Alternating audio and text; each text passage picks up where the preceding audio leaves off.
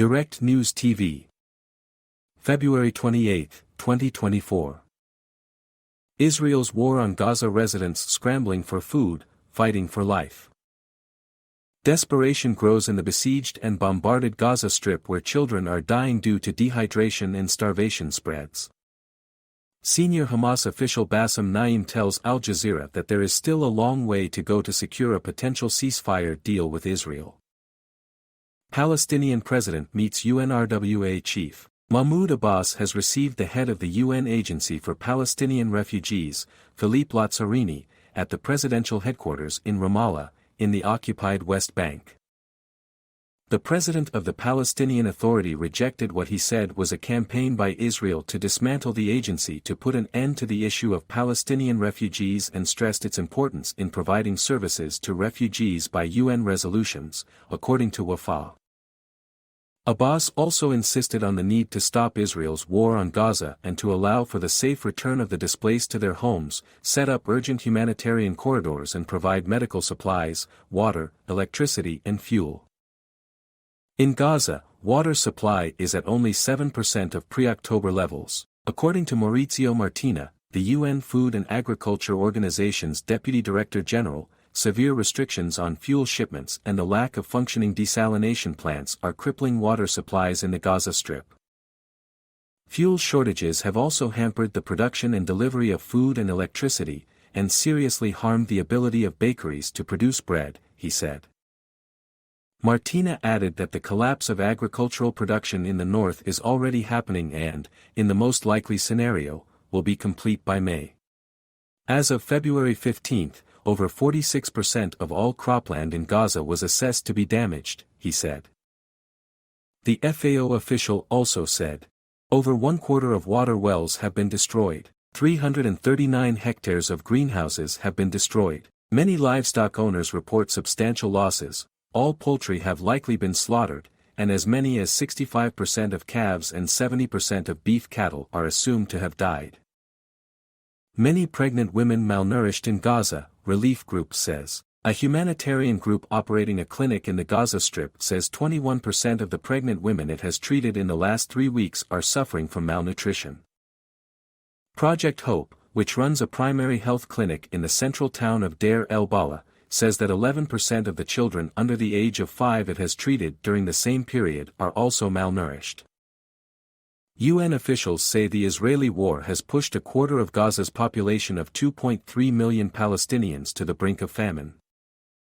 Project Hope says that people have reported eating nothing but white bread, as fruit, vegetables, and other nutrient-dense foods are nearly impossible to find or too expensive.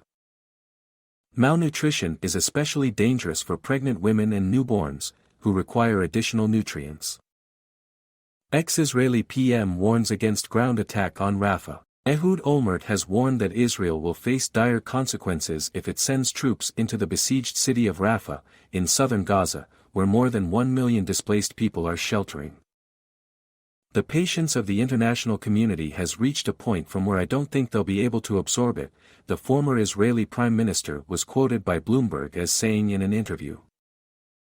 Olmert added that Israel's current leader, Benjamin Netanyahu, should stop the war and focus on a plan that will enable the Israeli army to leave Gaza and international forces to go in as peacekeepers. The former Prime Minister, who led Israel between 2006 and 2009, also expressed concern that a ground attack on Rafah may shatter the peace agreement between Israel and Egypt. Journalist says family killed in Israeli bombardment in Gaza City. Motasem Dalul, a Palestinian journalist based in Gaza City, has said that his pregnant wife and 3-year-old son, along with 20 other people, have been killed in an Israeli bombardment of a residential compound. On X, he posted a picture of his dead wife, Riham, and son, Abu Bakr. The journalist has been tweeting for days about the lack of food in Gaza City, as well as the lack of humanitarian aid in the northern part of the besieged Gaza Strip. Israeli conscientious objector sentenced to a 3rd prison term. According to Meservat, a support network connecting so-called refuseniks in Israel, 18-year-old Tal Mitnick was sentenced yesterday to 45 days in prison for his refusal to enlist in military service in protest against Israel's war on Gaza and the occupation. Mitnick has already served two 30-day sentences, having become the first Israeli to refuse mandatory military service since October 7. On Sunday, Sophia Or was sentenced to 20 days in prison for the same reason. The Palestinian foreign minister has expressed cautiousness about talks held tomorrow in Moscow between representatives of Fatah and Hamas to discuss the formation of a unified Palestinian government and the rebuilding of Gaza.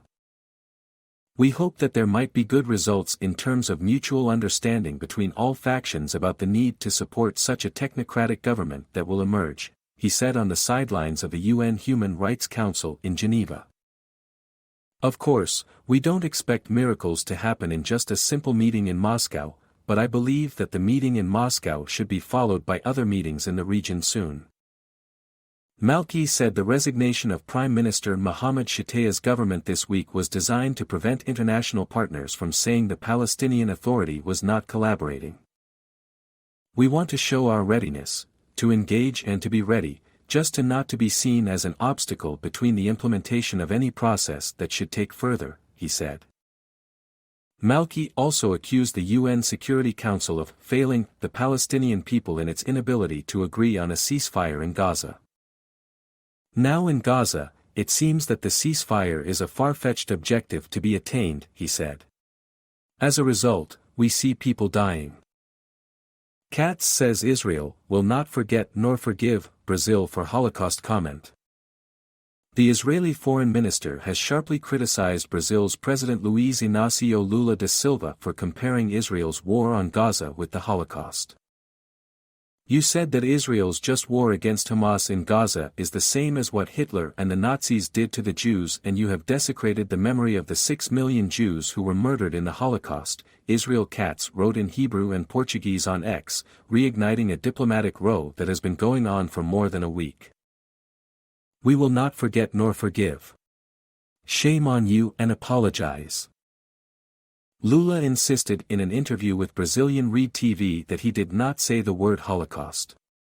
In his original remarks on February 18, Lula said, "What's happening in the Gaza Strip and with the Palestinian people doesn't exist at any other historical moment.